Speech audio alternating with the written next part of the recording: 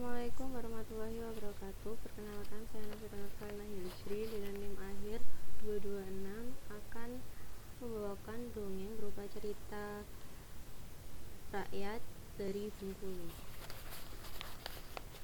Pada zaman dahulu kala, di bawah kaki gunung yang ada di Bengkulu, hiduplah sebuah keluarga yang terdiri atas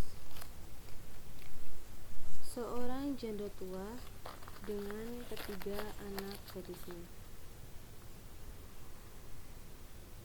Mereka tinggal di sebuah gubuk dan memenuhi kebutuhan sehari-hari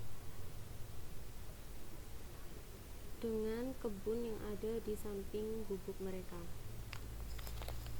Namun, hanya sang ibu dan si bungsu yang bekerja dengan keras. Kedua anak lainnya hanya bermalas-malasan di rumah. Pada suatu hari, si ibu jatuh sakit. Ketiga anaknya yang khawatir memanggil tabib untuk mengobati ibunya. Tabib pun datang dan memeriksa kondisi sang ibu. Tabib berkata bahwa sang ibu sakit keras dan hanya bisa disembuhkan dengan ramuan daun-daun dari hutan yang dimasak di atas bara gaib. Namun, bara gaib tersebut tidak mudah didapatkan. Bara gaib tersebut berada di puncak gunung yang dijaga oleh seekor ular besar bernama ular daun.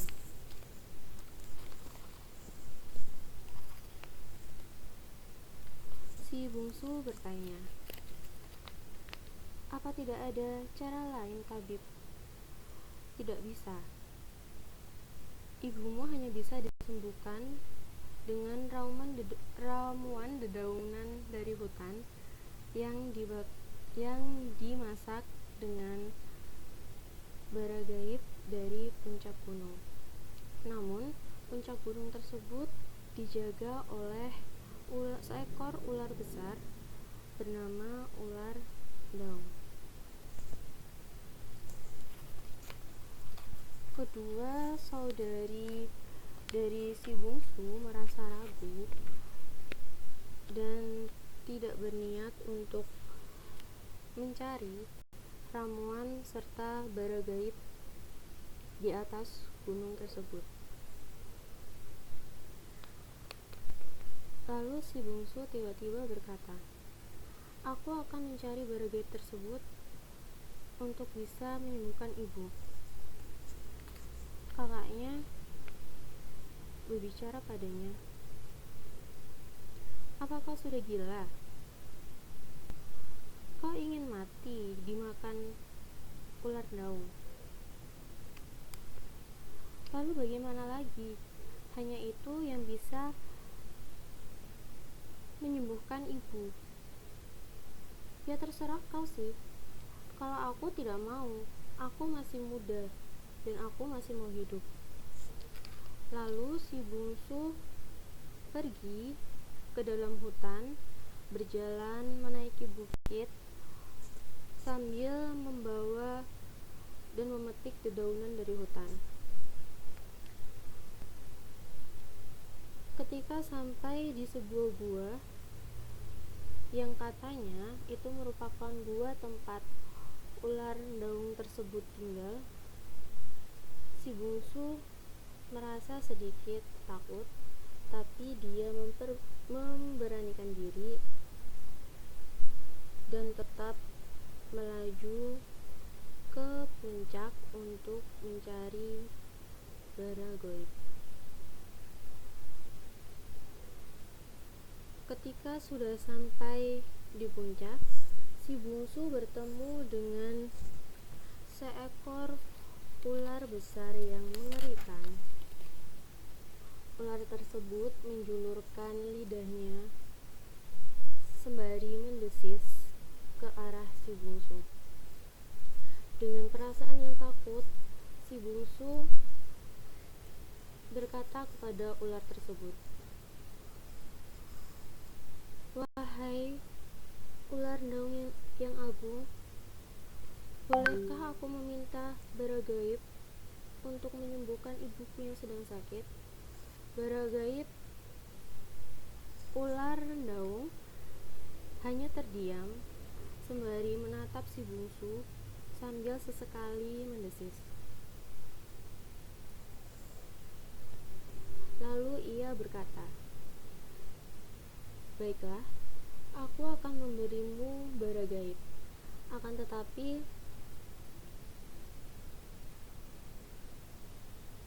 setelah kau mendapatkannya, kau harus kembali dan menjadi istriku," kata si ular daun. Si bungsu yang tidak terkira senangnya karena bisa mendapat bara gaib pun langsung menyetujuinya. Lalu ia berkata, "Baik, aku setuju untuk menjadi istrimu, tapi biarkan aku kembali dulu untuk membawa bara gaib itu kepada ibuku. Lalu aku akan kembali ke sini dan hidup bersamamu," kata si bungsu. Lalu ular daun pun pergi mengambilkan bara gaib untuk dibawanya ke si bungsu. Si bungsu dengan muka cerianya kembali ke rumah sembari membawa dedaunan untuk ramuan dan bara gaib kepada sang tabib. Sang tabib pun terkejut karena si bungsu dengan mudah dapat membawa bara gaib yang dijaga oleh ular daun. Lalu dengan segera tabib meracikan ramuan dan memasaknya di atas bara gaib, lalu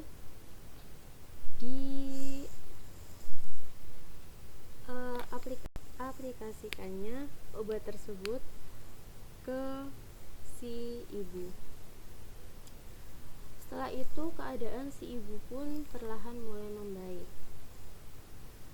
Setelahnya si bungsu kembali ke hutan lalu menuju gua tempat ular daun tinggal. Ia tiba di sana pada malam hari.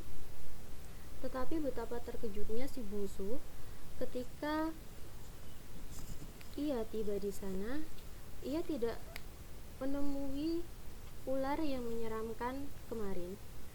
Justru ia menemui seorang kesatria yang tampan. Kesatria tersebut memperkenalkan dirinya sebagai Abdul Ahmad Alamsyah. Si bungsu bertanya, "Apa kau ular daun?" "Iya, aku sebenarnya adalah kesatria yang dikutuk menjadi seorang ular oleh pamanku yang ingin menguasai tahta di kerajaan untuk menjaga bara gaib yang ada di puncak gunung. Perkenalkan, aku adalah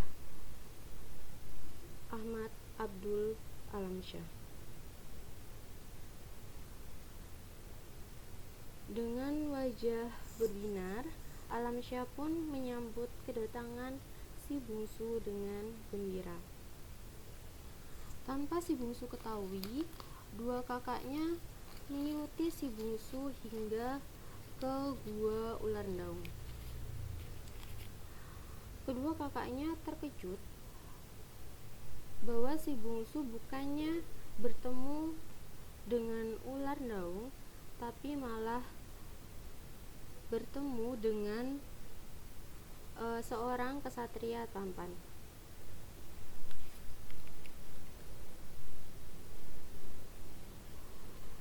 Si kakak berkata, "Untuk apa dia kemari?" Dia tidak takut akan dimakan ular daung. Ketika tahu bahwa itu ular daung merupakan ksatria yang tampan, mereka terkejut. Lalu mereka membuat rencana agar si bungsu dibenci oleh ksatria yang tampan tadi.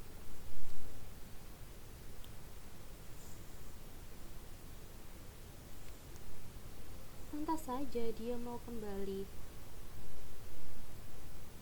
Ternyata ular daung itu ksatria yang tampan. Iya, aku juga mau kalau begitu, walaupun harus tinggal di tempat yang gelap seperti itu, kata kakak yang satunya. Lalu mereka membuat rencana bagaimana agar si bungsu dibenci oleh ksatria yang tampan tadi. Bagaimana kalau kita membuat bungsu dibenci ksatria yang tampan tadi, kata kakak satunya. Aku punya rencana. Bagaimana kalau kita bakar saja kulit ular milik ksatria tadi? Dengan begitu, ksatria tadi akan membenci si bungsu. Aku setuju. Lalu mereka mengendap-endap masuk ke dalam gua, sedangkan si bungsu yang sedang menata kayu bakar tidak menyadari bahwa kedua kakaknya mengambil kulit ular milik ksatria lalu membakarnya. Setelah dibakar, abu kulit ular tersebut diletakkan di dekat si bungsu. Kedua kakaknya lalu pergi mengendap-endap meninggalkan gua. Saat ksatria yang tampan tadi kembali, ia terkejut melihat kulit ularnya sudah dalam keadaan menjadi abu. Lalu dia bertanya kepada si bungsu, "Apa kau membakar kulit ularku?" tanya ksatria kepada si bungsu. Si bungsu hanya menggeleng sambil mengernyit, heran karena tidak mengetahui kenapa kulit ular sang pangeran bisa terbakar. Sang pangeran yang bingung pun memastikan dan mencari kulit ularnya. Ternyata memang itu adalah kulit ular milik pangeran. Daripada marah, ternyata sang pangeran malah justru kegirangan dan langsung memeluk si bungsu. "Adinda, terima kasih. Akhirnya kita bisa menikah. Karena kulit ularku sudah terbakar. Jika ada yang membakar kulit ularku dengan sengaja, maka kutukanku akan terbebas."